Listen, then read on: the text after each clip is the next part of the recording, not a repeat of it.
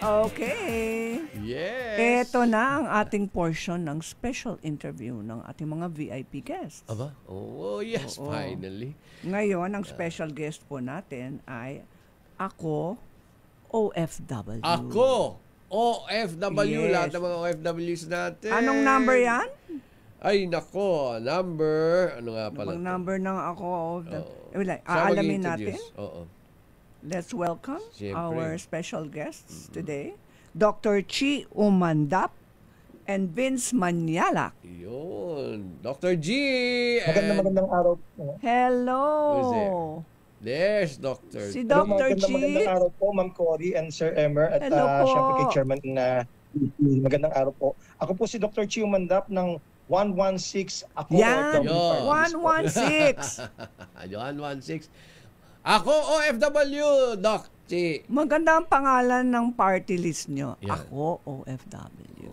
Nakita ko yung... Oo. Nakita Ma'am Cory, ang ako OFW party list ang kaisa-isang party list na binuo ng mga tunay na mga OFW at advocates mula po sa bansang Kuwait. Ayun, sa Kuwait. Sa galing Kuwait pala ito. Oo, original yun. Oo. Panahon ni Isa po akong Tatay OFW Digo. po mula sa bansang Kuwait simula pa po noong 1993. Umuwi po lamang ako sa Pilipinas nung na-appoint po ako ng Pangulo para maging Board of Trustee ng OWA. Ayun. Kaya alam Ayun. po namin ang tunay na kalagayan ng ating mga OFW. Kaya ito po ang aming sektor na nire-representa sa Kongreso, sa party list system. Sa tingin nyo ba, siyempre base sa plataforma po ninyo, marami pa bang kailangan o nangangailangan ng ating mga OFW families sa buong mundo? Ano kaya yung sa kanilang wish Kasi list? hindi naman po tumitigil ang deployment ng mga OFW. Katunayan, dumadami pa po yung mga bansa na pinupuntahan ng ating mga OFWs katulad ng sa Europa, nagbubukas na rin po. Yan po yung dahilan kung bakit kami po ay nagsusulong na kung saan mabigyan ng yung pensyon. Kasi wala naman pong benepisyo ang mga OFW sa totoo lang. Kasi yung binibigay po, yung napabalitaan po niyo na natatanggap ng OFW kapag ka namamatay, naargabyado, nasasaktan, yan po ay galing po sa pondo ng OWA. At tandaan po natin, ang pondo po ng OWA ay mula po sa ambagan ng mga OFW. Trust fund po ng mga OFW po yan. Pero kung galing po sa pondo ng gobyerno, wala po. Kaya nga po kami ay nagsusulong, isasabatas po natin yung pagkakaroon ng OFW pension, yung pabahay program. Kasi tatlo lang po, Cory, ang dahilan kung bakit nang ibang bansa ang OFW. Una, para mapag-aral ang anak, magkaroon ng hanap buhay at magkaroon ng sariling bahay. Tutulungan po natin, isasabatas po natin na maging mabilis, na maging qualified kagad ang ating mga OFW sa mga pabahay program. Kasi normally, Ma'am Cory, Sir Emer, yung mga OFW, pagka umuwi na sa Pilipinas, Tama.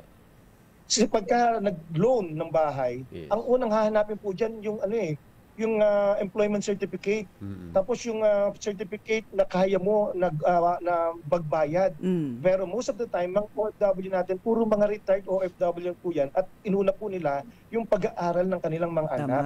Kaya bibigyan po natin pagkakataon at sasabatas po natin na kung saan ang mga OFW ay dapat ay magkaroon ng espesyal na benepisyo dahil sa $38 billion na ipinasok po ng ating mga OFW na remittance, katumbas po yan ng 1.6 trillion pesos, wala po kaming benepisyo na natatanggap. Kaya nga, napaka-serious yung statement na yan. Aba, serious nga. Walang benepisyo. Walang benepisyo na tatanggap. That's very serious, no? Totoo po yan. Kasi yung po nababalitaan po ninyo ng mga OFW na namatayan, bibigyan ng OWA ng 100,000 pesos o 200,000 pesos o yung mga iba pang benepisyo pagka yung nasasaktan o na-Google Pay. Pera po ng OFWs po yan, trust fund po namin yan. Yan po yung hulog namin na $25 kada 2 taon. Pero yung sabihin po ninyo na mula mismo sa pondo ng gobyerno, mula mismo sa pondo mula sa aming remittance, wala po kaming ganung benepisyo. Kaya nga po kami patuloy na nakikipaglaban kahit na hirap kami sa kampanya dahil hindi naman po kami mayamang party list eh. Kaya na hirap po kami, pinagpapatuloy po namin. Kaya nga, sobrang pasasalamat po namin sa iyo, Ma'am Cory, Sir Emer, na nabigyan niyo po kami ng pagkakataon. Dahil kada na lang po kami lumalabas o nagre-request for interview, talagang sinisingil po kami, wala po kami pambayad, kayo lang po yung gumawa sa amin na binigyan niyo po kami ng pagkakataon na makapagsalita. Yan ang May introduce ang advocacy aming po party list. namin. Wala kayong hiningi, na wala kayong siningil sa amin na kahit sino. Alam niyo naman ang DZRH, ating mga global family, Public mga service OFWs talagang, hello, kayong lahat na ang dami. Oo. Alam niyo naman, lalo na ngayon. Pabahay, yes. 116. Tama ba? Ayan. 116 ha. Ulitin natin yan. Uulitin natin. Meron kaming isang isinusulong na hindi nyo pa po naririnig sa iba pang mga kumakandidato kahit senador. Ayan, tulad ng sinabi nyo, positive thoughts. Ito po yung kaming tinatawag na pagkilala sa ikatlong sektor. Kasi sa kasalukuyan po, ang OFW meron pong land-based sector at yung mga sea-based sector, yung mga seafarer.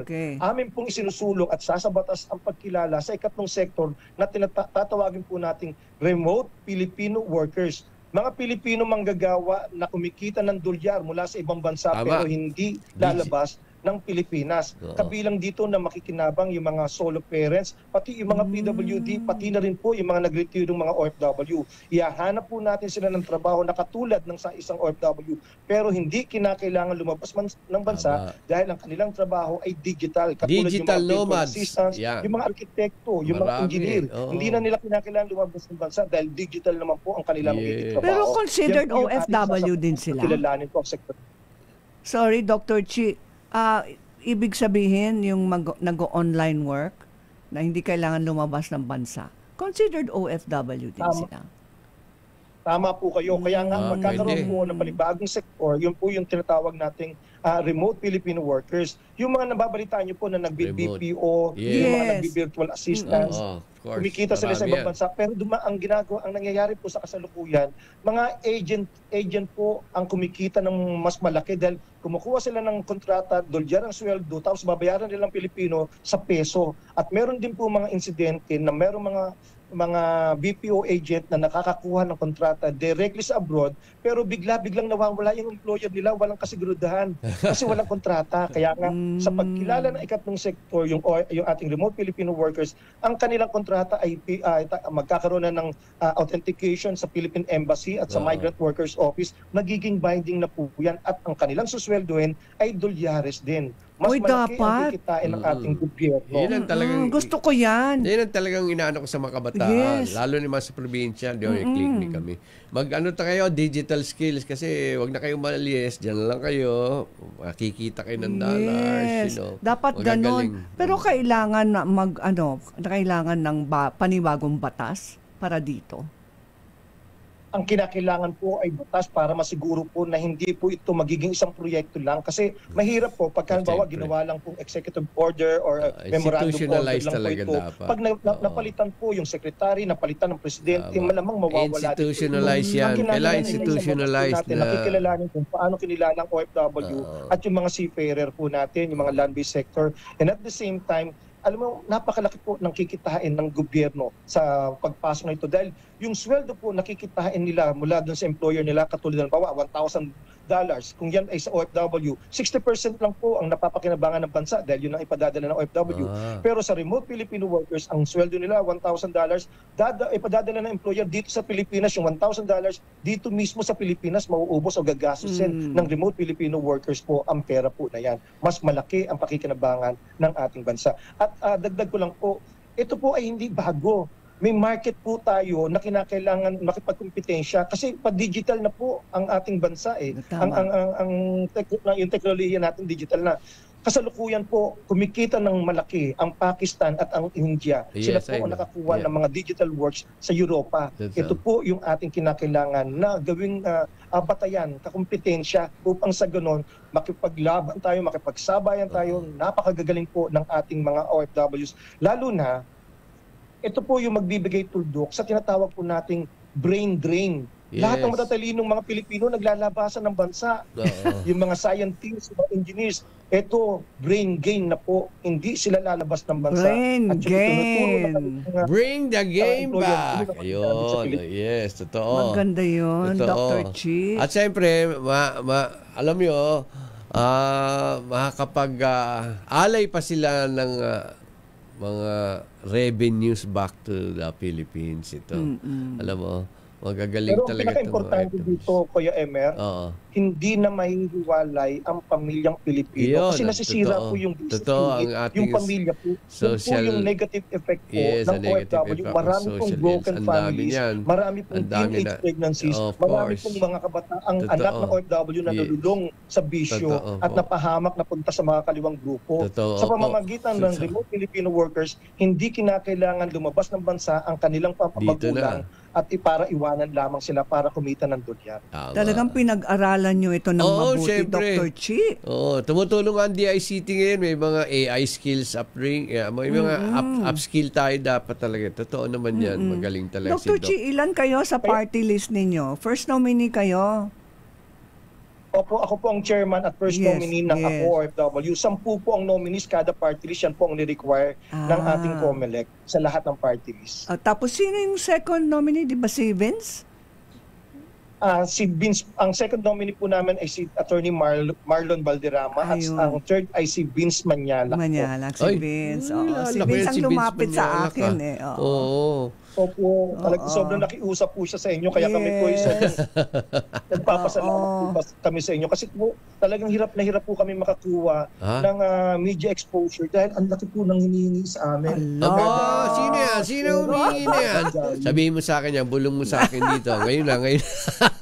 Anong unang gagawin nyo, Ganun Dr. talaga. Chi, kapag, Ganun talaga labanan ng kapag campaign. nakaupo na po kayo sa Kongreso? Anong unang gagawin nyo? First act.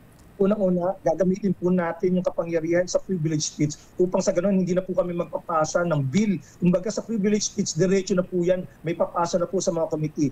Kabilang po sa prioridad po natin ang pag-recognize sa remote Filipino workers. Ikalawa, ang pagbibigay ng free wifi dahil ito po ang kasunod ng pangangailangan ng para dun sa ating remote Filipino workers. Yung free wifi sa bawat barangay sa amang sulok, hindi na kinakailangan pumunta ng Maynila para makipagsiksikan, para magkaroon ng hanap buhay Ginawa ko at yan, kumita tama. ng dolyar. Doon lamang sa probinsya nila, mabibigyan natin ng free wifi. Yes. At the same time, itatayo po natin yung tinatawag po nating remote Filipino workers Digital Creative Hub. Ito po yung Yun. co-working space Yes, na kung of saan course. ikaw ay nasa probinsya, Oo, kung wala sa kang DTI facilities, Creative. pumunta ka sa Digital Creative Hub, Yes. doon ka mag-opisina, libre ang wifi, Starlink ang gagamitin Gawin para namin yan sa Isidro. sa ibang bansa, Oo. para hindi ka mawala ng trabaho ng pagiging remote Filipino workers. Tumpak yan. Siguro Oo. naman, hindi na Oo. magkailangan ng isa pang malaking satellite para sa Pilipinas Ay, ihip na lang- hindi Starlink, yes. atin na. Tama. Kasi tinawagan ko si Elon eh. Alam mo naman, kaibigan ko yan Okay. kami una nakapagpadala ng mga ating mga Meron doon. sa tayong kabila. sariling satellite Tama. dapat. May ilo-launch talaga dapat ang sarili Yan ang natin gagawin sa- natin, Dr. Chi. Kaya yes, Maganda thank you. yung proyekto po ninyo. Talagang ako, OFW number. 116. Ma'am 116. Oh. Pwedeng pa, last na lang po, Yes. gusto lang po namin ipakiusap sa mga OFW, sa mga botante po natin na ipaalam po sa inyo na dalawa po ang party list na merong pangalang OFW sa pangalan. Yes. Ang sa atin po Ako. ay number 116, ang pangalan ay Ako OFW Party List. Para hindi na po kayo mahirapang maghanap sa balota, tumingin na lang po kayo sa baba ng balota, number 116 po, 116. Ako OFW Party List. Huwag po kayo magpapalito. Meron pang isang party list na may pangalang OFW. Ayun, so dapat Dami ako, 116 na lang. Oo, Di ba? 116. Tama ba yun? Okay. Yes. Thank you, thank Maraming you. salamat, Dr. Chi. Paglaban. Umandap Yan ang mga ganda. ng Sana kayo makapasok Ako, para tayo marami OFW pa tayong party list. gagawin. 116. Dr. Celerino Chi. Umanda. Ay, radio broadcaster talaga Yes, siya. kaya magaling siya Bantay magpaliwanag. OFW. Yan, totoo. At saka talagang UP Pilipinas. Ang galing. TV host din pala. Kayo pala Yes. naman pala mentor dito eh. Actor. Yes, again.